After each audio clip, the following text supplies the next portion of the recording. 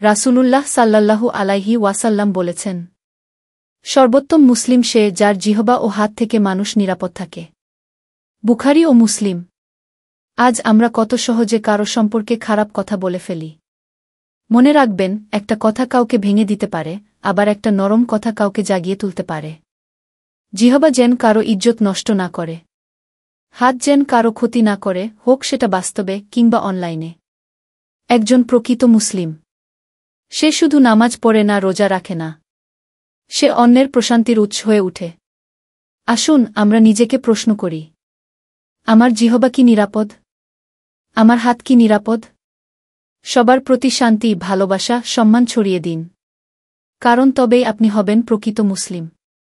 ইসলাম শুধু ইবাদতের নাম নয়, ইসলাম সম্পর্কের, নিরাপত্তার ও করুণা ছড়িয়ে দেয়ার ধর্ম। ভিডিও ভালো লাগলে লাইক, কমেন্ট, শেয়ার করুন এবং আমাদের পেজে ফলো ও চ্যানেলটি সাবস্ক্রাইব করতে ভুলবেন না।